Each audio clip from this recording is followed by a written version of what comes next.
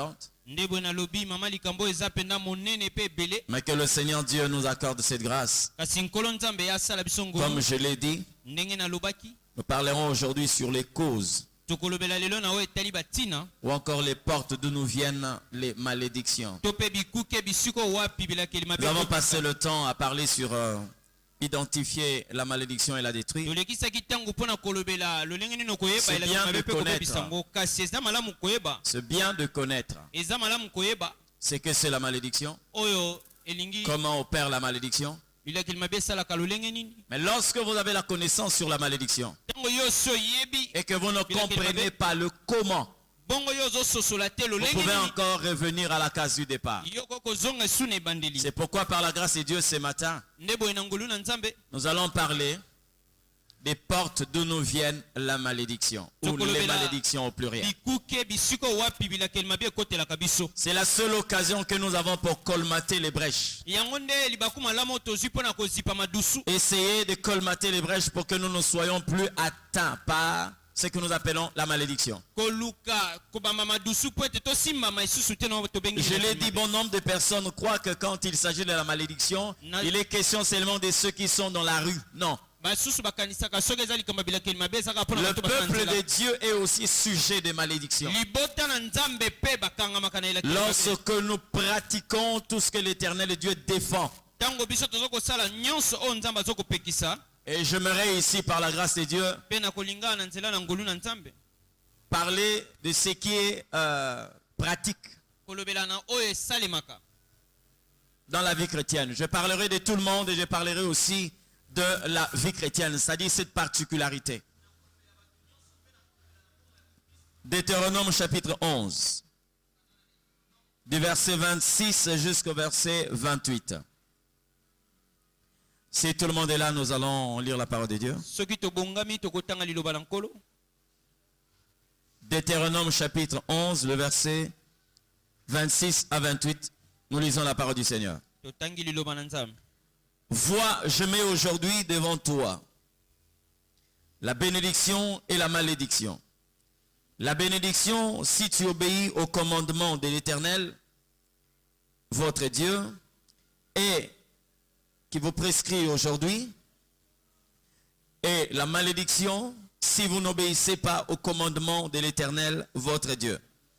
Et si vous détournez de la voie qu'il vous prescrit en ce jour, pour aller vers d'autres dieux que vous ne connaissez point.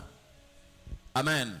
Pour ceux qui ont la version Louis II, de toutes les façons, toutes les versions ont un dénominateur commun, il parle de la malédiction et de la bénédiction. Amen. Amen. Que l'Éternel nous bénisse. D'une manière générale, la malédiction a pour source les péchés. Je dis bien d'une manière générale. Mais dans cette généralité, beaucoup de personnes ignorent les particularités. C'est comme lorsque vous voyez un arbre sortir de terre, il y a ce que nous appelons la racine principale et les racines secondaires. Il y en a de même pour les malédictions ou les bénédictions. Il y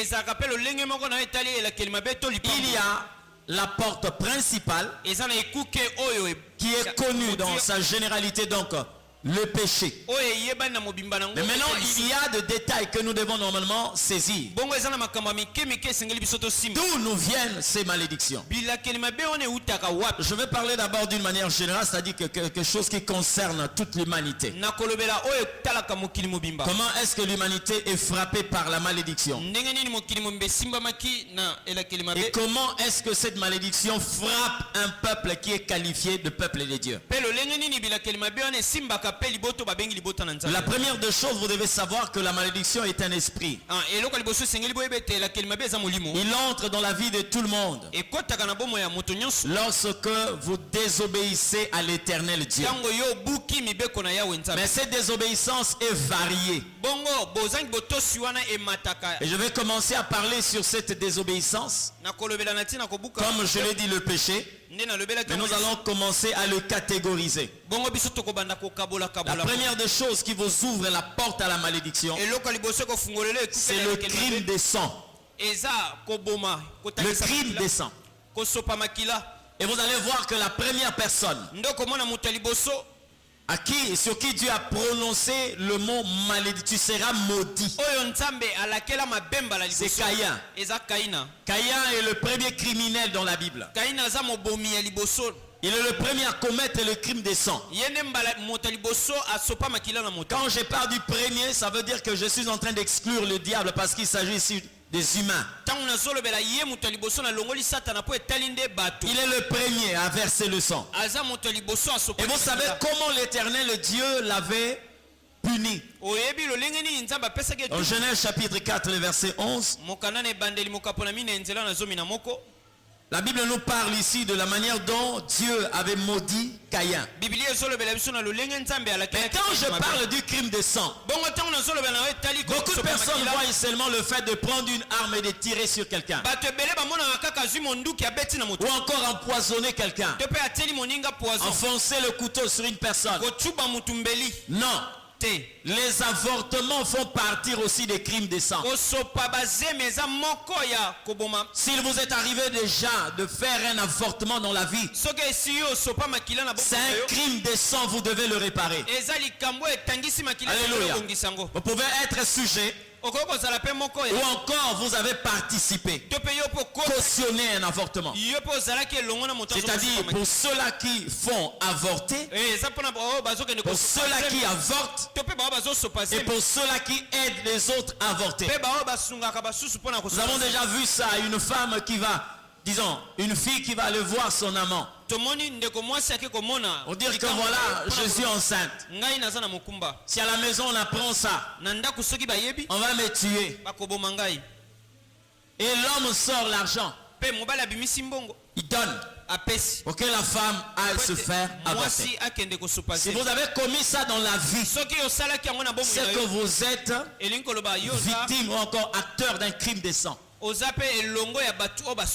c'est ce premier crime qui a fait entrer la malédiction dans l'humanité, dans la vie de la personne.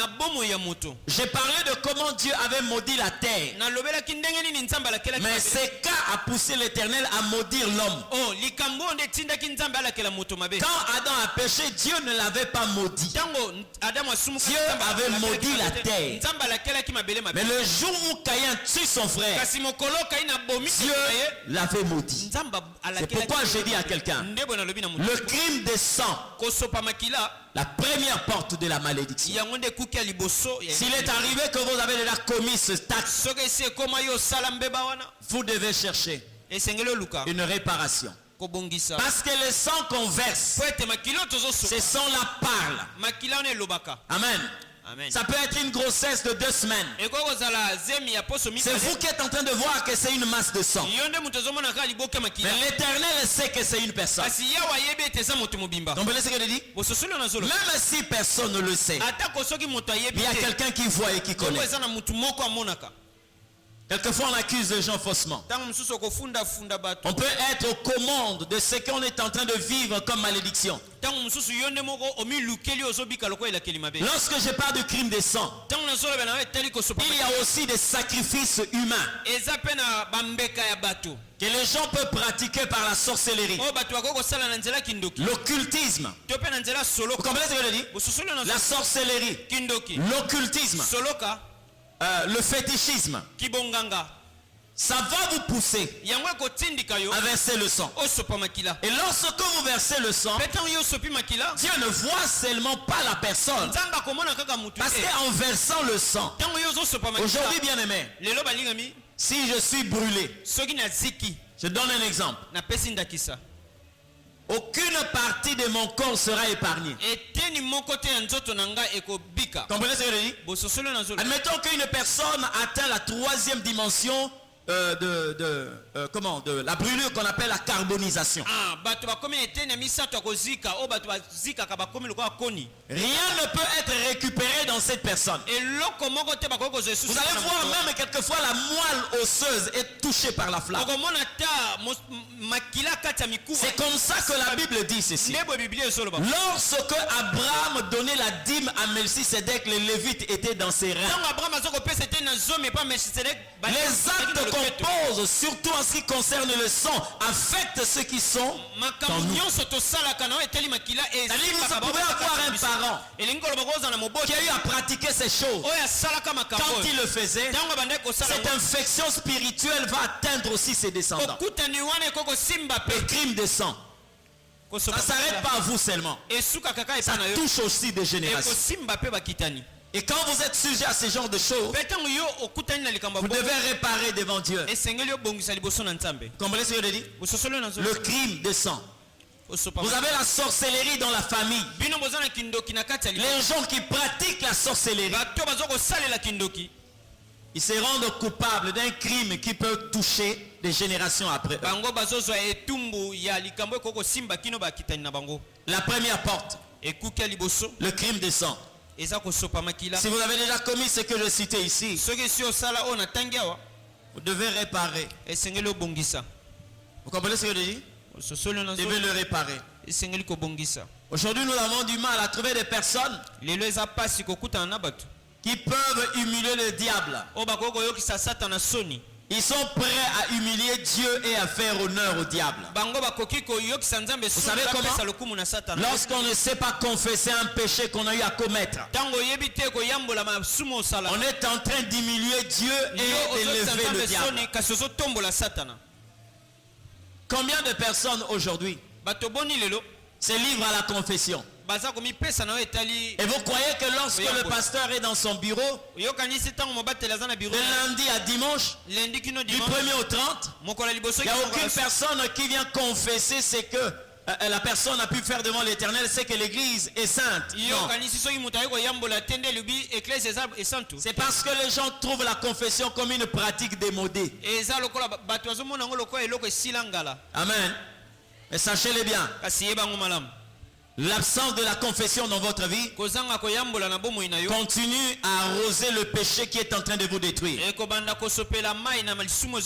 La deuxième des choses, la consultation des morts, la nécromancie ou la divination. Ce sont les portes qui font entrer la malédiction dans nos vies. Vous avez aujourd'hui, dans nos pays, la pratique que tout le monde reconnaît. Je crois que c'est le 1er août, hein? Le 1er août, si je ne me trompe pas. La fête des morts. Hein? Est-ce que les chrétiens reconnaissent que c'est une opportunité que le diable vous donne pour que vous puissiez aussi être pénétrés par la malédiction? Les gens entrent en contact avec des morts, mais ne sachant pas. Aujourd'hui, je peux me rendre quelque part là où un parent, un membre de la famille se repose. Mais bien aimé, faites attention parce que je peux me rendre là-bas, soit pour visiter. Ce n'est pas aussi mauvais quelquefois d'embellir l'endroit où vous avez fait reposer le corps d'un être cher. Mais il y a des pratiques. Je dis bien il y a des pratiques. Parce que la personne que vous avez perdue, papa, maman, enfant, c'est encore tante, oncle, grand-père, n'est pas là où vous l'avez déposé. Le jour où il rend son âme, la personne est déjà partie. Même pour vous qui parlez français, on dit que c'est sa dépouille qui est là. C'est son corps qui est là. Mais la personne elle-même n'est plus là. Vous comprenez ce que je dis? Vous êtes en train de vous prosterner devant sa dépouille. C'est normal. Nous devons respecter les morts. Okay. Mais quant à rendre culte aux morts, qu'est-ce que j'appelle rendre culte aux morts? Quelqu'un qui était en vie qui était peut-être incapable de résoudre tous vos besoins. Mais une fois allongé, il n'est plus capable même de se laver. Il n'est plus capable de porter ses propres vêtements. Les gens viennent là, parler à ces dépouilles-là. Aide-nous. Ouvre-nous les portes. Vous êtes en train de parler à qui? Vous êtes en train de communiquer non avec le mort parce qu'il n'entend plus. Vous comprenez ce que je dis? C'est là où le diable a saisi l'occasion. Dieu a défendu cette pratique parmi son peuple. J'ai vu des personnes qui sont allées pleurer, non pas seulement pleurer, c'est vrai qu'il peut y avoir une affection, la douleur est là, mais aller parler, faire rapport. Depuis que tu es parti, tel ne travaille pas. Là où tu es, ouvre-nous les portes. Bien aimé, de son vivant, la personne n'a pas pu faire ça. Et il y a même de ceux qui vont plus loin, jusqu'à interroger les morts. N'est-ce pas? Pour ceux qui suivent quelquefois les chaînes câblées, vous avez des nécromanciens, hein? Et ceux-là qui vont quelquefois visiter même des grandes stars. On débourse de grosses sommes d'argent parce que on veut entendre qu'est-ce que le défunt est en train de penser. Il est où cet acte-là? Vous comprenez? C'est une porte qui nous met en contact avec la malédiction. L'Éternel a défendu. Il a interdit à son peuple. Amen. Curieusement, ces choses, nous voyons cela dans l'église. J'étais un jour sidéré de voir ces choses dans l'église. Amen. Ma soeur, tu peux te lever. La soeur s'élève. Elle vient devant. Et quelquefois, nous qui n'avons pas cette révélation de l'esprit, les gens sont en train d'acclamer. Avance, homme de Dieu. Il est en train de voir François est en train de... Mais François, c'est qui? François Zanan. Oh non, c'est mon grand-père. Je le vois, mais pas sur cette terre. Il est où? Oh non, il est déjà décédé. Alléluia. Acclamez le Seigneur. Je suis en train de voir François est en train de me dire, reste tranquille, il est dans un bon endroit. Bien aimé. Mais les gens en train d'acclamer dans l'église. Hein? Les gens en train d'acclamer. Pour eux, c'est une prophétie. En réalité, c'est la nécromancie. Rien à voir avec le don spirituel. Vous comprenez? J'ai vu des gens quitter un endroit à un autre endroit pour aller consulter, savoir qu'est-ce que mon père est en train de dire. Qu'est-ce que mon oncle est en train de dire. Qu'est-ce que mon mari, mon ami intime, qu'est-ce qu'il est en train de dire. Les portes qui nous mettent en contact avec la malédiction.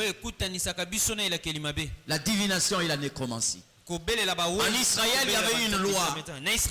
Ces gens-là étaient lapidés. Ils étaient lapidés. Dieu ne leur permettait pas. Une autre porte qui t'ouvre la porte à la malédiction, c'est la désobéissance aux parents. Alléluia. La désobéissance aux parents. Exode chapitre 20, le verset 12. La Bible est en train de dire, honore ton père et ta mère afin que tu vives longtemps.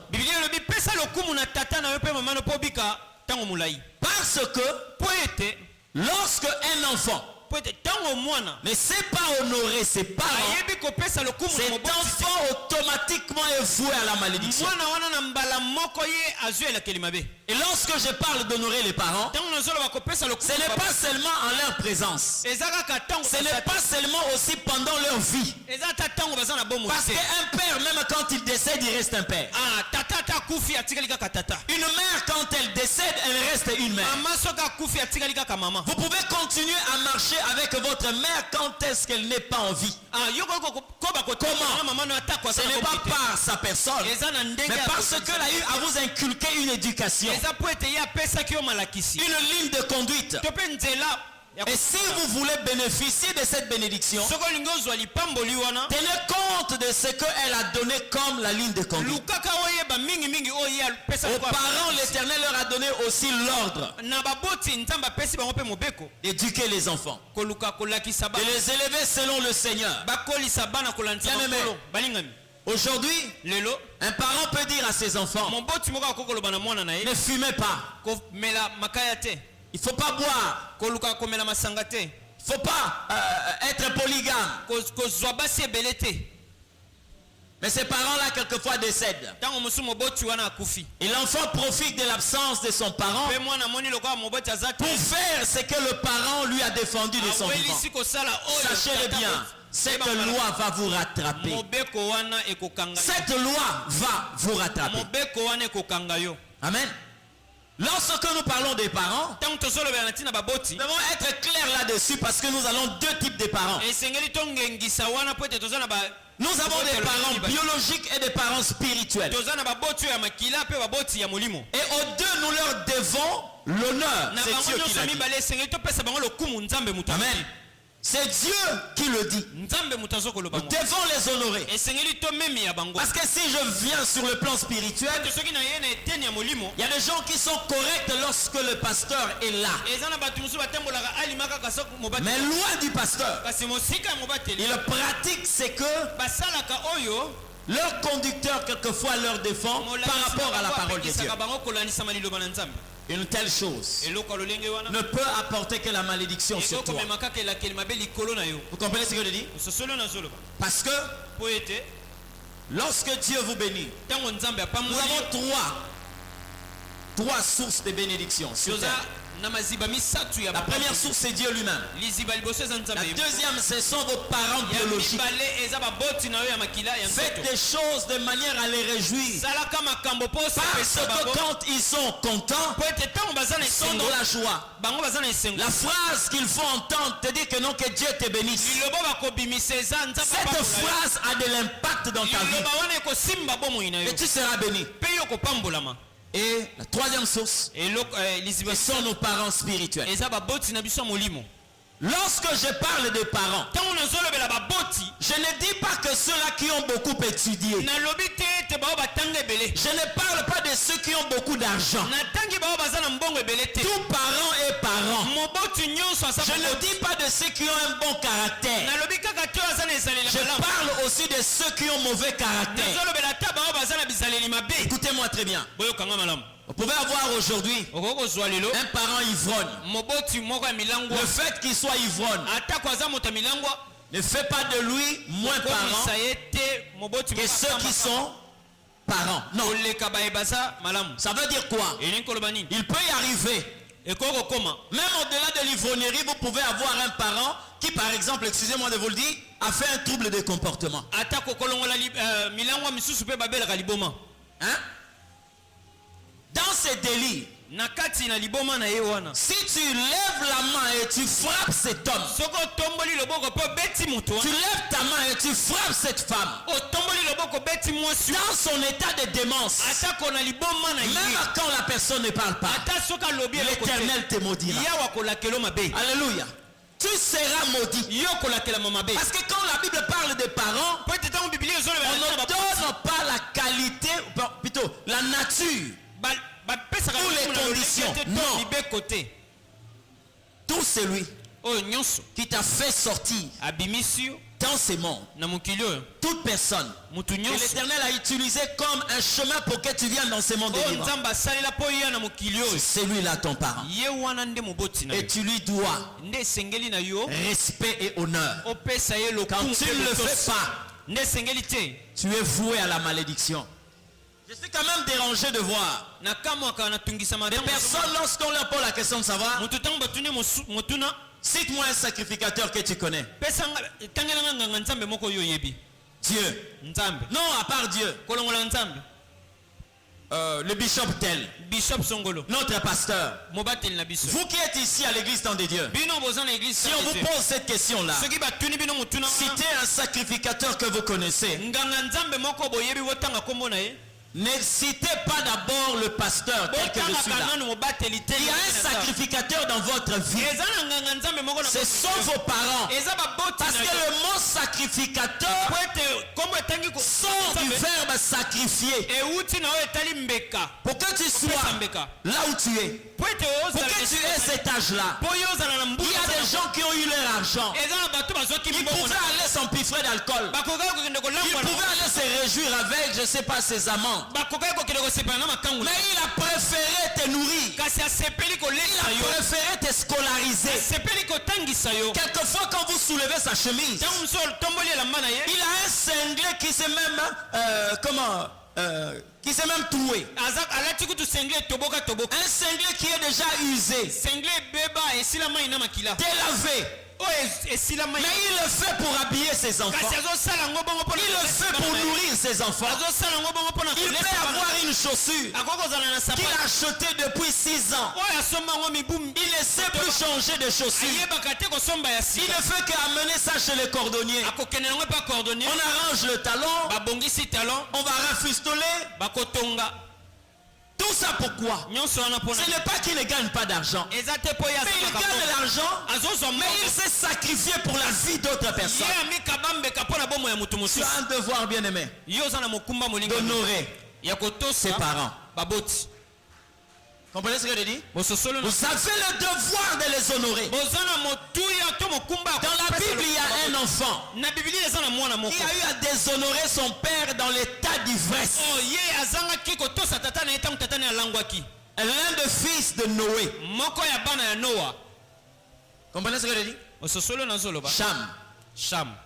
Son père a bu de l'alcool. Ivre. Le père est resté là. Il savait même plus que sa nudité était dehors. L'enfant est entré. Il a vu la nudité. Il est allé rapporter chez ses frères. Papa est nu. Papa est nu. Alors ses frères, Japheth, ils ont pris un habit. La Bible dit, venant par le derrière, ils couvrirent la nudité de leur père.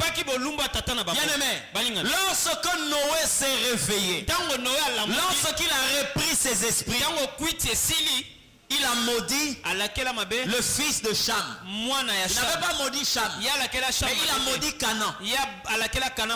Et que ton descendant soit maudit. Et lorsque vous sondez les Écritures, Cham a donné Canaan. Et Canaan, c'est l'ancêtre de tous ceux-là qui ont eu pour descendants du peuple noir.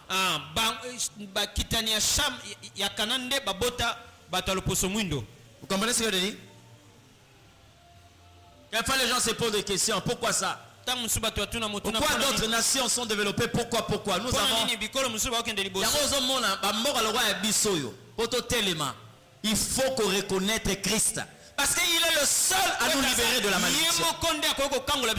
Jésus est le seul. C'est vrai que même d'autres nations, l'Europe, les États-Unis, tout ce que vous connaissez, personne ne peut recevoir la vie en dehors de Jésus. Mais nous avons ici une réalité. Un descendant de Noé avait été maudit par Noé.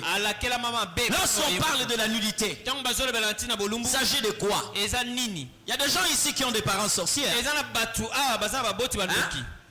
Yote mutobo condamné yé pour muto amona yendo kiliboso eza yote za nzambe. Mais il a permis que tu naisses quand même par cette personne. La Bible me dit dans le livre des Proverbes, considère le chemin par lequel Dieu te fait passer. Si les sorciers, laisse-le avec Dieu. Ma mère est une sorcière, laisse-la avec le Seigneur. Toi, ton devoir, obéis et honore sa personne. Vous comprenez ce que je dis? Oui. La nudité, c'est quoi? C'est le fait de connaître la faiblesse, le manquement, l'incapacité de quelqu'un. Et si c'est votre père, vous avez le devoir de le couvrir. Ça fait le devoir de le couvrir. Comprenez ce que je dis? Un jour, j'étais en train de suivre une histoire. Ça m'a fait vraiment très mal. De voir une belle jeune fille qui va découvrir après que sa maman a été brûlée. Jusque même avoir un visage défiguré. Déjà quand quelqu'un est brûlé, même le nez là n'était plus à sa place parce que et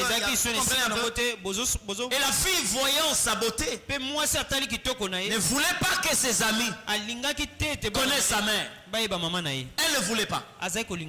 Non. Si elle s'approche de la ruelle, elle fait le tout de manière à se débarrasser de ses amis. Parce que là, elle va aller à la maison. Un jour, pendant qu'elle était en train de marcher, loin de la maison, sa mère va la rencontrer.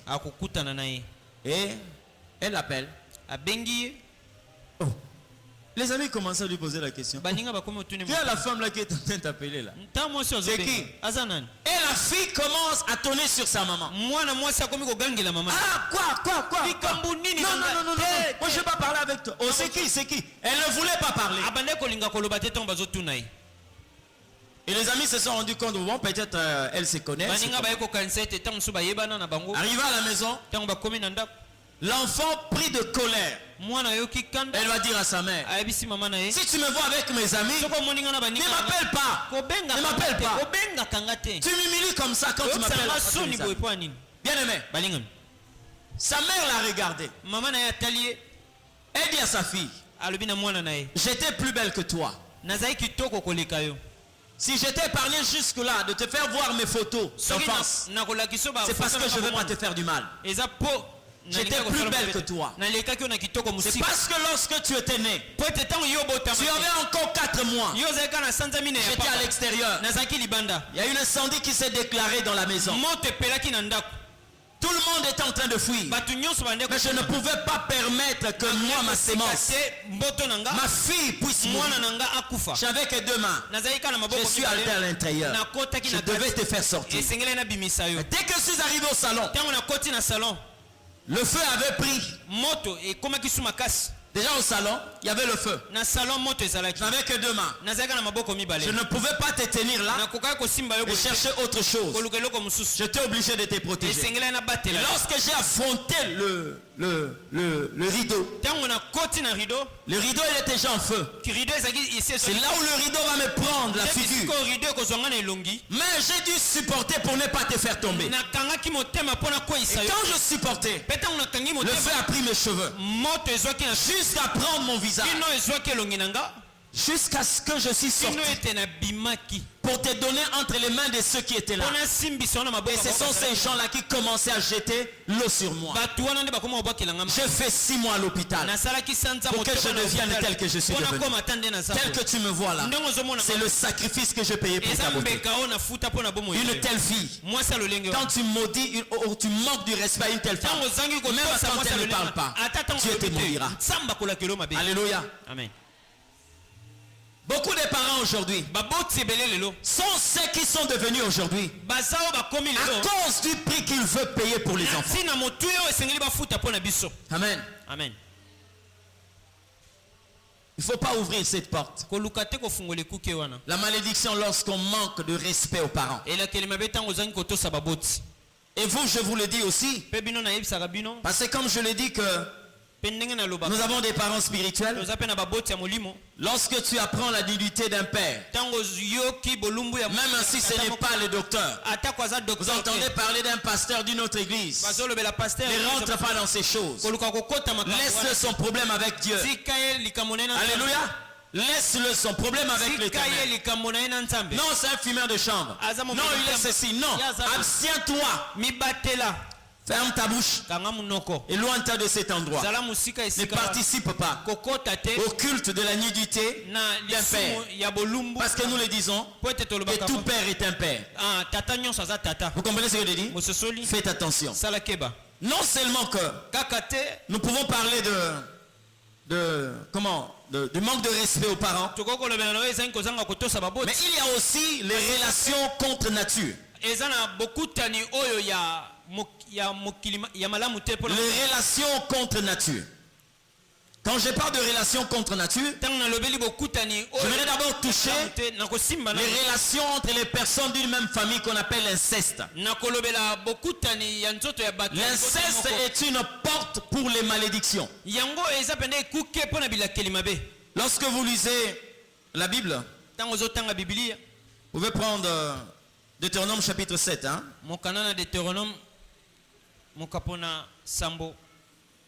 Non, je vous donnerai un autre texte. Hein, parce que Deutéronome chapitre 7 nous parle de bien mal acquis. L'inceste, c'est dans le livre de Lévitique. Qu'est-ce qu'on appelle l'inceste? C'est des relations sexuelles entre les personnes d'une même famille.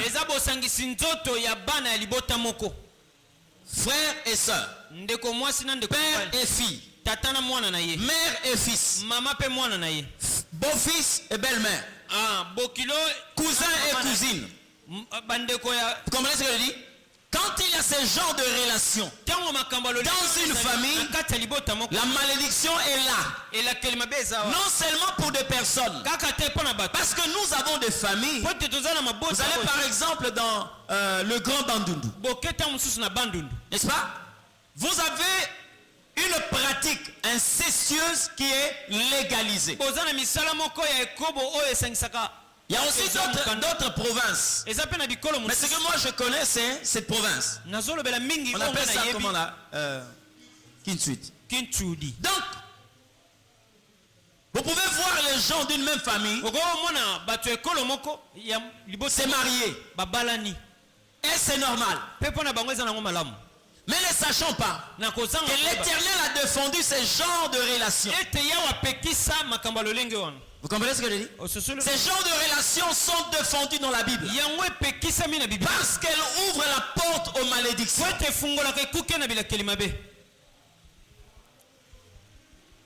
Elles ouvrent la porte aux malédictions. Tout ce qui n'est pas biblique, tout ce qui ne trouve pas sa base dans la parole de Dieu, nous devons rejeter cela. Je parle de l'inceste, mais aussi des biens mal acquis. Lorsque je parle de biens mal acquis, bien aimé, beaucoup de familles aujourd'hui se retrouvent sous le coup de la malédiction à cause de ces biens mal acquis. Les gens donnent quelquefois des noms qui diminuent cet acte-là ou ce péché-là. Oh non, c'est un détournement. Même lorsque vous qui êtes là, vous avez un frère qui a une femme et des enfants. Le monsieur arrive à décéder. Et c'est la tante qui vient chasser la veuve et les orphelins pour s'accaparer de ces biens-là. Amen. Les héritiers du premier ordre, ce n'est pas d'abord la famille. C'est les descendants directs de cet homme. Vous comprenez ce que je dis?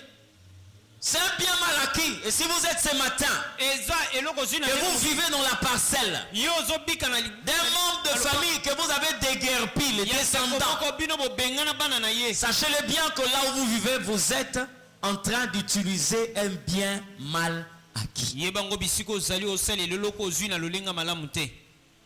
Même ceux qui détournent l'argent de l'État. Amen. Ils élèvent leurs enfants par des biens mal acquis. C'est pourquoi vous voyez, quand vous les regardez dans la société, vous voyez un bel homme, un homme qui a beaucoup étudié. Quand vous voyez ses enfants, n'importe quoi. Je connais un. Ses enfants sont plus âgés que moi. On a grandi à Mbinza. Aux affaires jusqu'aujourd'hui. Bana bakola malam. Mena ki mokolo bana mikolo bakomi bango mibale ba bizengi. Cet homme-là est aux affaires jusqu'aujourd'hui. Deux grands garçons. Oh non, il prenait la bière. Non. Oh non, c'est du chanvre. Non. Comme ça là, un matin. On se lève. Le premier devient dingue. Quelques mois après, le deuxième aussi devient dingue. Jusqu'à aujourd'hui.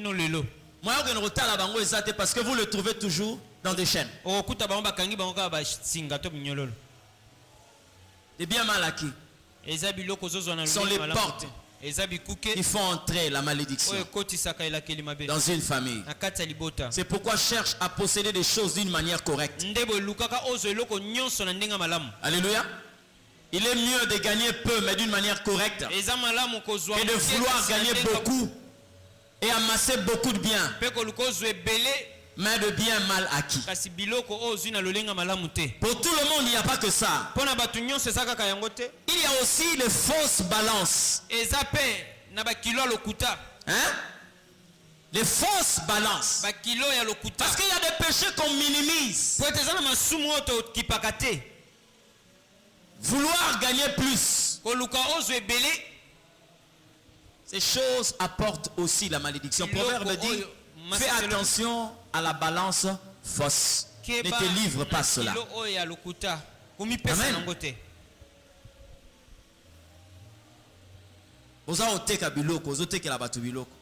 Mais tu veux gagner plus. Vous voyez des pratiques comme des gens par exemple. Ils peuvent avoir une mesurette comme ça. Mais la vraie est jusqu'ici. Donc tout ce que vous voyez là, c'est le vide. Vous comprenez? La Bible dit, cela apporte la malédiction. Ça apporte la malédiction. Nous devons prêcher ces choses pour prévenir un grand nombre de personnes. J'ai appris auprès d'une personne, une femme en train de vendre la pâte d'arachide. Mais elle va mélanger un peu de foufou et du levure. Pensez à Kozwani Nebele. Foufou au baliaka o. Ou si on va mélanger un peu de la pâte d'arachide, à tirer levure pour vimba. Mais quand tu fais ces choses-là, les gens ne te verront pas. Mais il y a quelqu'un qui te voit. Vous comprenez ce que je dis? C'est-à-dire l'homme quelquefois est là en train de tisser sa propre malédiction. Et ce genre de choses, vous devez les éviter. Vous devez éviter cela. Il n'y a pas que la fausse balance. Mais il y a aussi quelquefois le fait de prendre de biens sans le consentement de ceux qui sont en train de les disposer. Ça, beaucoup de chrétiens sont à l'intérieur et je vais insister là-dessus. Vous êtes en face de quelqu'un. Marchander quelque chose, c'est pas mauvais. Mais il y a de ceux qui vont plus loin. Parce qu'ils savent que quelquefois, si je ne fais pas ça, hein? Bon, moi je veux me retrouver. Mais si je le vois par exemple à tel endroit et que je fais ceci, il sera obligé de mordre à la maison. Et ça, la biloko musozo somba, muto atekeli yango atekeli yango na esengote, atekeli yango malgré. Vous comprenez ce que je dis? Parce que quelquefois la personne n'a rien. Combien? $80. 80 $. Non. Mais vous en avez combien? Vous en avez combien? Pesanga à 60. Ah, 60. Soit 30. Ah, 30. Non. De 80 à $30. Quelquefois la personne te supplie. On ne sait pas pourquoi la personne est en train de supplier. Quelquefois il y a une urgence quelque part. Non. Quand la personne vous donne malgré elle. Vous comprenez ce que je dis? Quand la personne vous donne cela contre cœur, quelquefois poussé par la contrainte,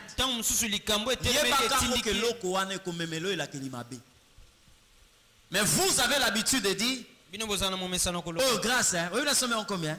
$30. Ah, c'est vrai? $30. Toi, tu appelles ça une grâce? Oh, au fond, la Bible est en train d'interdire cela. La Bible interdit cela. Nous avons beaucoup de choses que nous devons néanmoins dénoncer pour que les enfants de Dieu ne soient pas les courtisans, plutôt comment les acteurs de leur propre malédiction.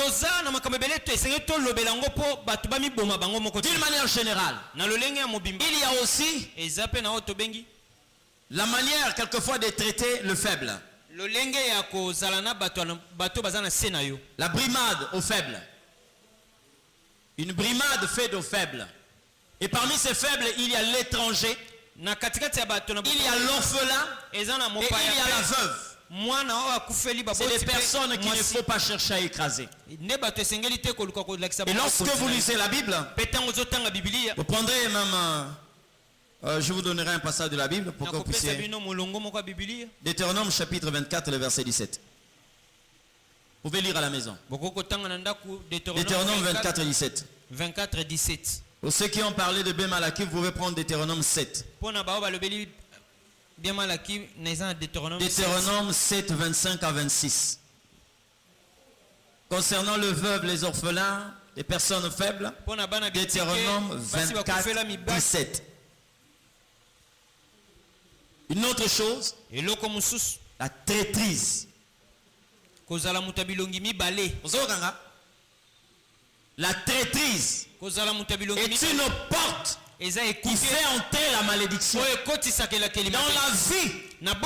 Évite d'être un traître. Les gens minimisent cela. Que ce soit dans une famille, dans la compagnie, dans une nation. Ne sois jamais un traître. Parce que les traîtres sont sujets de malédiction. Vous comprenez ce que je dis? Vous sondez les Écritures. Tout celui qui est traître, tout ceux qui pratiquent la traîtrise est voué à la malédiction. Psaume chapitre 19. Non, psaume 119, voulais-je dire. 119, verset 158. Allez lire à la maison. Et vous connaissez un exemple clair, celui qui a été le traître du Seigneur, comment il a fini sa vie, Judas. Ne sois jamais traître. N'accepte jamais de trahir. La trahison, c'est une porte pour la malédiction. Vous comprenez ce que je dis? Je parle là d'une manière générale. Mais d'une manière particulière, là, je cible les chrétiens. La malédiction qui touche au peuple de Dieu. La première des choses, le vœu non accompli. Ça, c'est pour les chrétiens. Le vœu non accompli. Beaucoup de personnes blaguent quelquefois en faisant de vœux. Mais quand tu fais un vœu, la Bible me dit, ne tarde pas à accomplir ce vœu.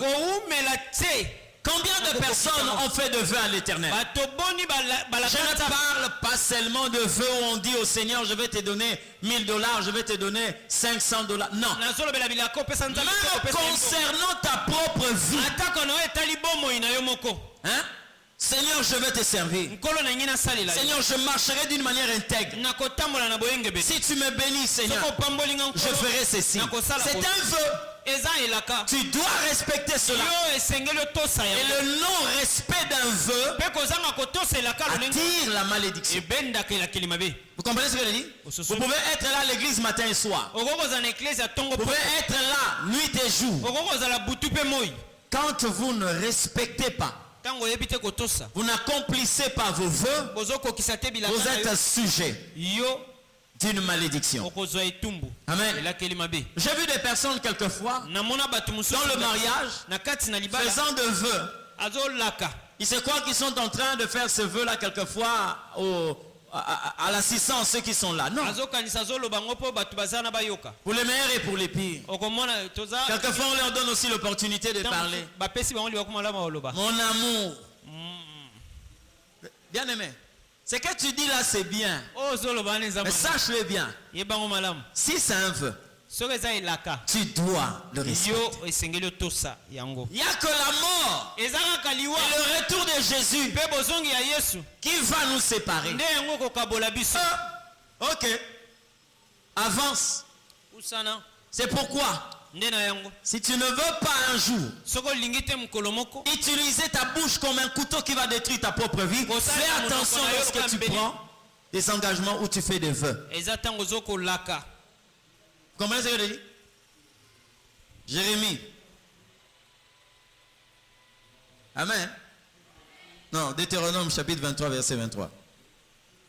Je parlerai d'un homme ici, dans les actes des apôtres, il s'agit d'Ania et Saphira. Ce couple-là est mort le même jour. Pourquoi? À cause de ces choses. Ils avaient aussi fait un vœu à l'Éternel Dieu. Lorsque vous lisez ce texte, vous allez vous rendre compte de quelque chose. La Bible dit que les gens étaient en train de vendre leurs biens et ils apportaient l'argent aux pieds des apôtres. C'était un vœu tout à fait particulier. Mais eux, donc les deux là, l'homme et la femme, sont allés vendre leurs champs. Ils ont pris l'argent. Ils ont enlevé une partie. C'est normal. Aujourd'hui, je peux avoir l'argent et je dis que non, je vais donner la dîme à l'Éternel. La dîme, c'est une partie. Mais concernant leur cas, ils ont suivi les gens qui étaient en train de tout donner à Dieu. Ils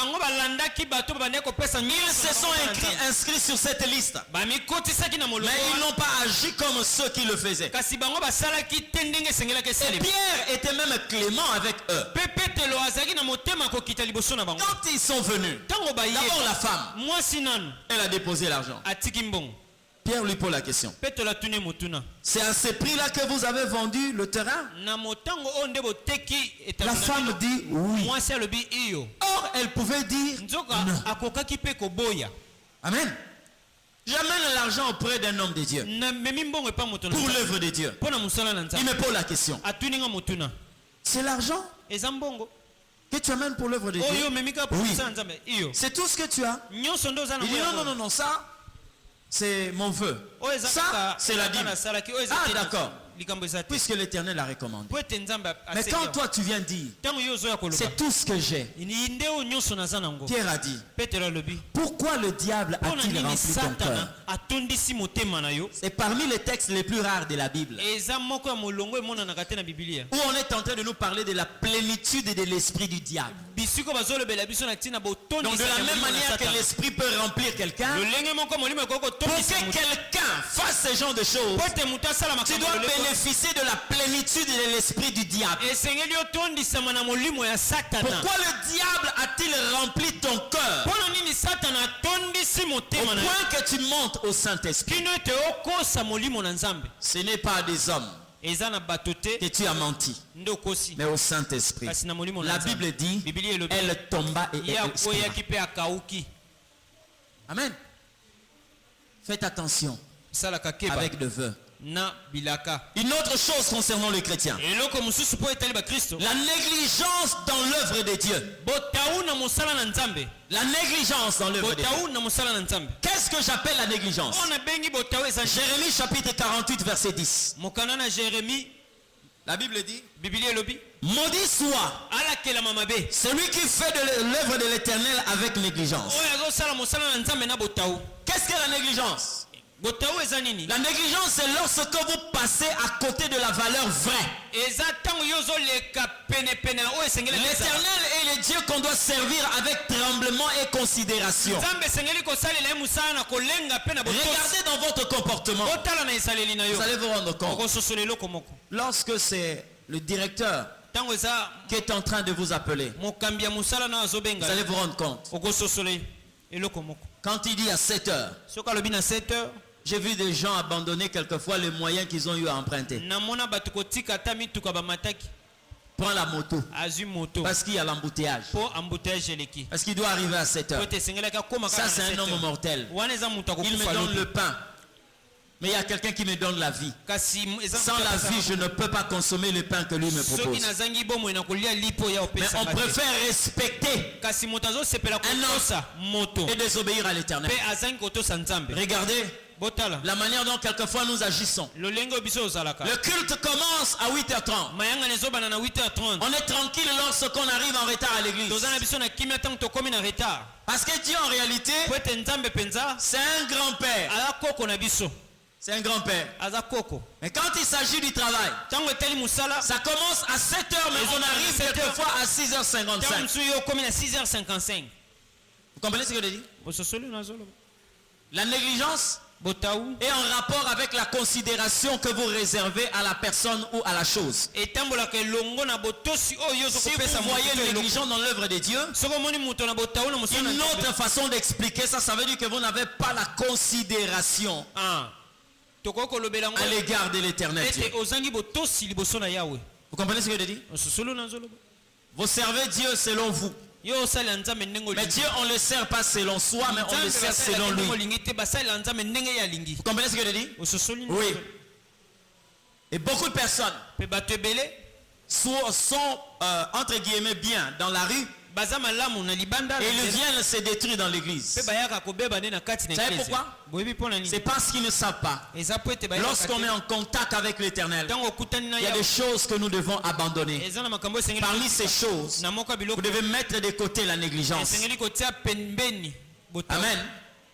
La négligence, c'est un ange qui vous pousse vers la malédiction. La Bible dit servez l'Éternel avec tremblement. Il y a même des personnes à qui Dieu est en train de donner une ligne de conduite en disant toi tu vas me servir. Mais la personne renvoie toujours au lendemain. Prochainement. Ce que Dieu lui demande de faire présentement, c'est aussi une négligence. Et cette négligence paye cash. Amen. La négligence paye cash. Je me souviens encore, lorsque je suis revenu au pays, déjà là où j'étais, les gens étaient en train d'avoir des messages sur moi. Moi j'ai fait la série D. Je ne sais pas comment on appelle ça ici, l'option, je ne sais pas quelle option, je ne sais pas. Moi je fais la série D. Alors la série D, je me voyais médecin, parce que c'est normal. Pour moi, déjà que dans la famille on a des médecins, je me dis que c'est héréditaire. Et beaucoup de gens me disaient qu'on t'a vu avec une boule blanche. Mais il a plu au Seigneur que vers les années 99-2000, je devais rentrer au pays. Mais là j'ai déjà commencé ma carrière. Parce que je me dis oui, effectivement je dois faire la médecine. Tout le monde savait que médecin, je commençais. Je suis revenu au pays. Je me dis qu'à côté de ma mère, elle est médecin. Je vais travailler. Et je vais continuer les études jusqu'à ce que je finisse et rentrer. Mais bien aimé, Dieu me dit, d'abord avant que je ne puisse quitter ce pays, il y a un homme de Dieu qui a dit à ma mère, cet enfant va servir Dieu. Pasteur, hein? Excusez-moi. Donc vous êtes en train de regarder la chemise même sans cingler. Donc une souffrance terrible. J'ai dit même à ma mère, il faut dire à ce monsieur-là, s'il vient, qu'on lui donne à manger, tu lui donnes l'argent qui part, qui ne dise pas de telles choses sur moi. La finalité. Mais quand je suis rentré, Dieu m'a parlé clairement. Mais moi j'étais en train de forcer dans la médecine. Dieu me dit, je ne t'ai pas appelé à être médecin. Mais moi je suis en train de me cramponner sur autre chose. Bien aimé, vous savez ce qui s'est passé? Parce que il faut qu'on se le dise, j'étais vraiment brillant. en ce qui concerne la théorie. Donc pour moi, même si je veux faire la cardiologie, même si je veux faire la gynécologie, j'étais tellement brillant. Mais j'ai commencé à voir la phobie du sang. Quelquefois, ma mère, quand je vais dans sa polyclinique, elle me dit, fais d'abord ça. Je dis, je parviens pas. Elle me disait, mais toi tu fais quel type de médecine? C'est quelle médecine que toi tu fais? Tu ne peux pas injecter quelqu'un, tu ne peux pas traiter une plaie. Je lui dis, mais je ne comprends pas. Un jour, je suis au salon, en train de suivre la télé. Je tombe sur le pasteur que vous connaissez très bien, le pasteur Daniel Kawata. Il est en train de donner son témoignage. Dieu m'a appelé en tant qu'un jeune homme. Je me disais que je suis tellement beau pour faire ce que tu me demandes de faire. Dieu parlait, il parlait. Jusqu'un jour où il a connu un accident. On lui a amputé les bras. Et sous l'anesthésie, Dieu est venu lui dire, si tu continues de dire non, je vais te prendre même un buste.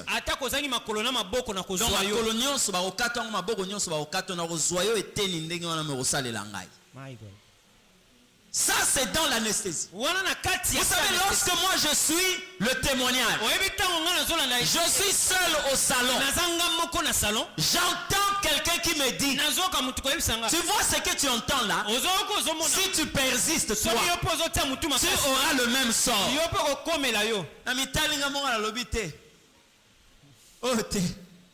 Pardon. Je me suis livré calmement. Maintenant j'ai compris par la suite pourquoi Dieu montrait cela. C'est une sœur. Quand je commence le ministère, elle était une prostituée. Cette sœur, dans la vision, elle voit qu'elle avait une pointe dans le corps. C'était une pointe dans le corps. Maintenant, il y a quelqu'un qui vient. Pendant qu'elle était en train de pleurer,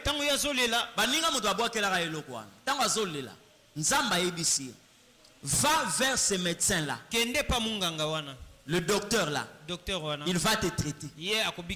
Maintenant, quand elle s'approche, elle voit une personne en blouse blanche en train de traiter. Alors elle se dit, oh, mais la monde on zolongo la batuzemi. Alinga zonga mutu moko bisa lobi te. Pour ça otala makambo ya zo sala. Elle vient trouver quelqu'un en train d'ouvrir les têtes de gens. Asukoli na kati ya zongisi cerveau akangi. Quand elle regarde, elle se rend compte qu'il s'agissait de quelqu'un qu'elle connaissait. Et elle est montée sur le lit. On a opéré, on a sorti cette pointe. Et elle est venue me dire, elle vient voir une soeur, dit, ah, frère Wana, je suis venu pour qu'il puisse prier pour moi. Na blouse. En tant que médecin, docteur Nazo retraité, Batou.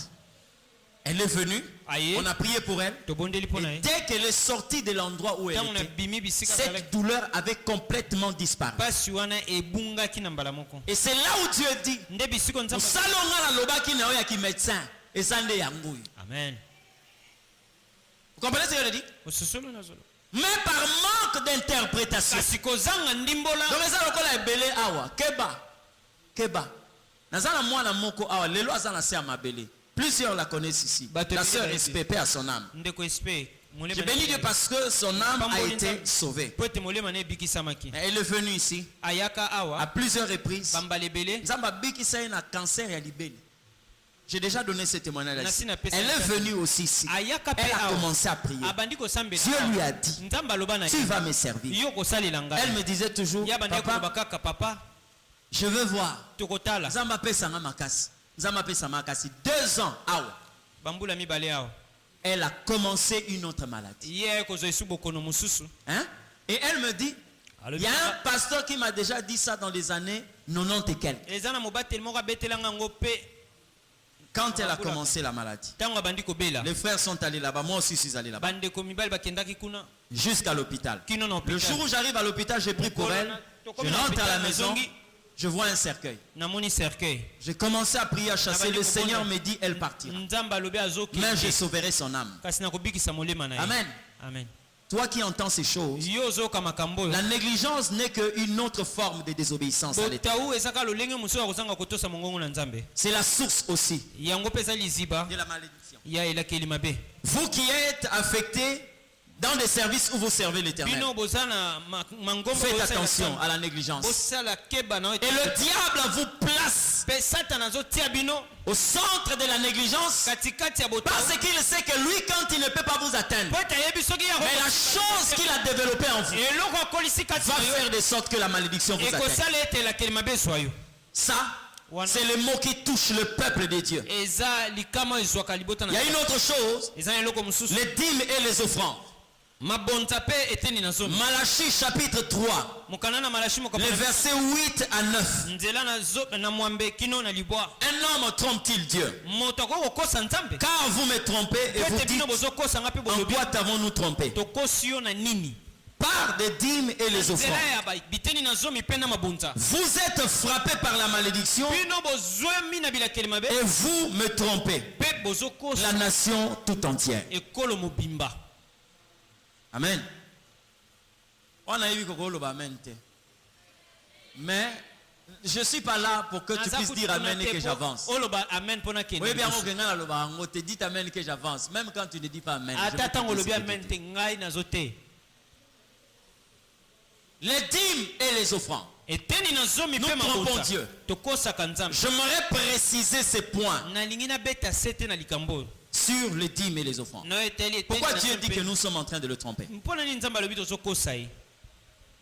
Parce que dans la relation que nous avons avec Dieu, Dieu ne demande pas aux païens. Il ne demande pas à tout le monde. Il demandera à tout le monde lorsque tout le monde deviendra son peuple.